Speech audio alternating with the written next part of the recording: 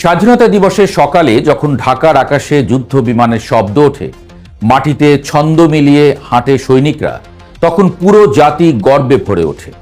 টেলিভিশনের পর্দায় আমরা দেখি চকচকে tank, rocket launcher, radar system, বিদেশি যুদ্ধযান, সব মিলিয়ে এক আধুনিক সামরিক শক্তির দৃশ্য। মনে হয় বাংলাদেশ যেন শক্তির নতুন অধ্যায়ে প্রবেশ করেছে।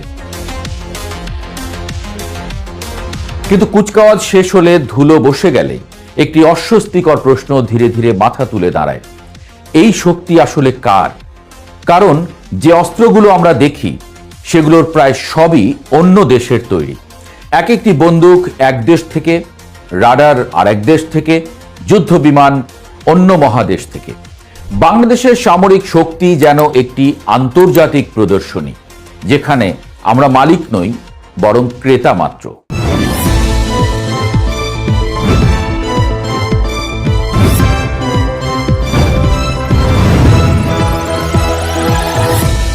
উনিশশো ৭১ সালে স্বাধীনতার পর বাংলাদেশ জন্ম নিয়েছিল ধ্বংসস্তূপের উপর দাঁড়িয়ে।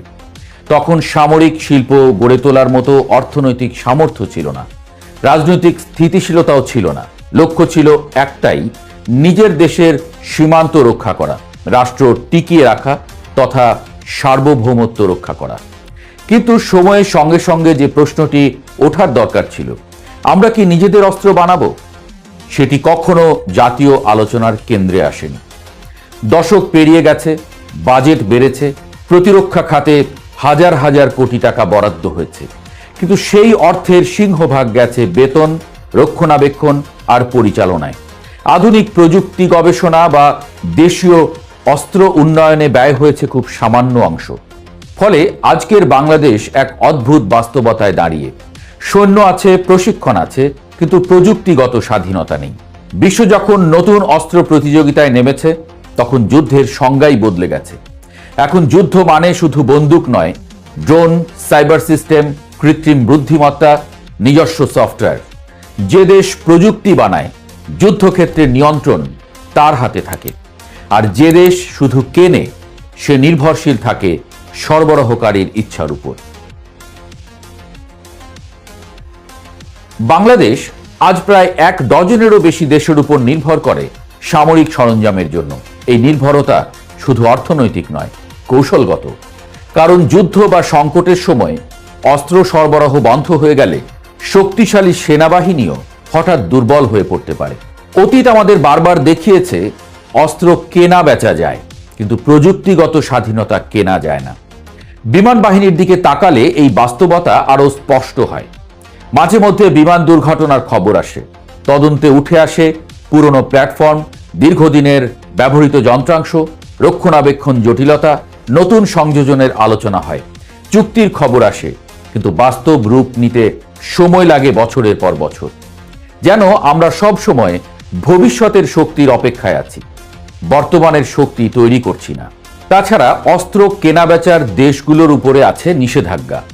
অস্ত্র এক দেশ থেকে কিনলে অন্য দেশ থেকে এক অদৃশ্য চাপ আসতে থাকে। মিত্র দেশের চক্ষুশূল হবার রেকর্ডও আছে বাংলাদেশের। পৃথিবীর কিছু দেশ সম্পূর্ণ ভিন্ন পথ বেছে নিয়েছে। তারা বুঝতে পেরেছে যে অস্ত্র শুধু নিরাপত্তা নয়, অর্থনীতিরও অংশ। প্রতিরক্ষা শিল্প মানে গবেষণা, প্রযুক্তি, কর্মসংস্থান, রপ্তানি এবং কৌশলগত স্বাধীনতা। ইরান, তুরস্ক, দক্ষিণ কোরিয়া সবাই একসময় আমদানি নির্ভর ছিল, কিন্তু তারা বিশ্ববিদ্যালয়, গবেষণা ল্যাব এবং সামরিক শিল্পকে একসঙ্গে যুক্ত করেছে। ফলে আজ তারা শুধু ব্যবহারকারী নয়, নির্মাতা। ইরানের উদাহরণটি বিশেষভাবে আলোচনায় আসে। আন্তর্জাতিক নিষেধাজ্ঞার মধ্যে থেকেও তারা বাধ্য হয়েছে নিজস্ব প্রযুক্তি তৈরি করতে।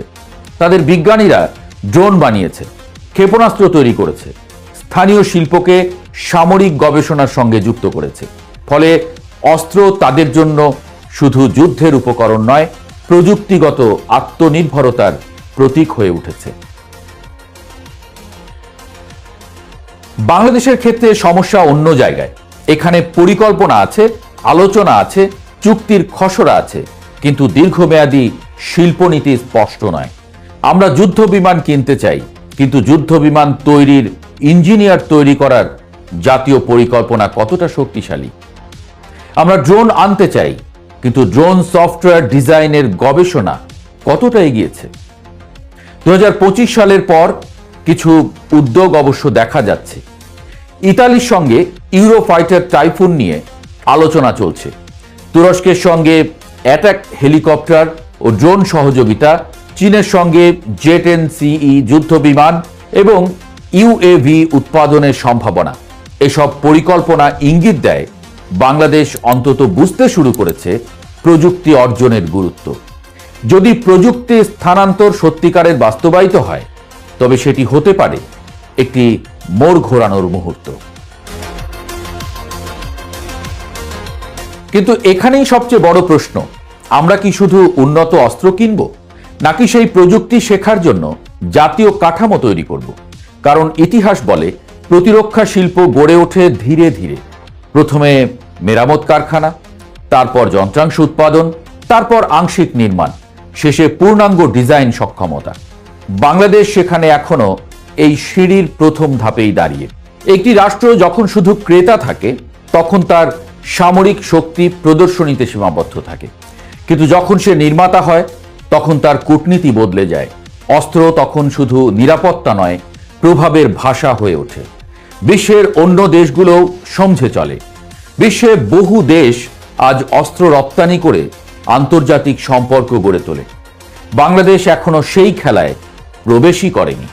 এখানে আরেকটি বাস্তবতা আছে। বাংলাদেশের সেনাবাহিনী জাতিসংঘ শান্তিরক্ষা মিশনে বিশ্বের অন্যতম সফল বাহিনী। অর্থাৎ মানব সম্পদ এবং প্রশিক্ষণে ঘাটতি নেই। সমস্যা প্রযুক্তি উৎপাদনে। আমরা দক্ষ সৈনিক তৈরি করেছি, কিন্তু দক্ষ প্রতিরক্ষা প্রকৌশলী তৈরির জাতীয় আন্দোলন গড়ে তুলিনি।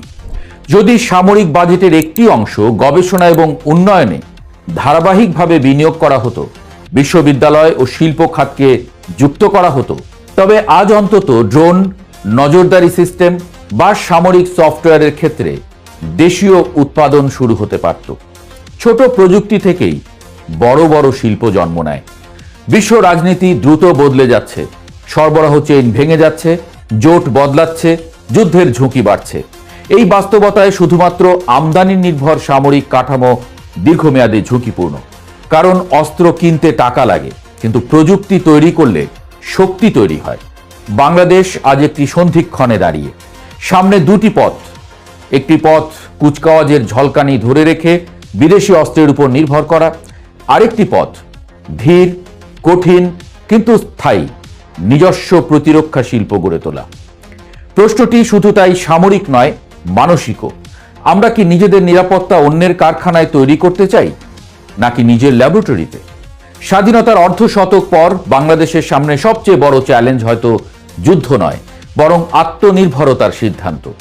কারণ ইতিহাসে শক্তিশালী রাষ্ট্র সে নয় যে সবচেয়ে বেশি অস্ত্র কিনেছে। শক্তিশালী রাষ্ট্র সেই যে নিজের নিরাপত্তা নিজেই তৈরি করতে শিখেছে।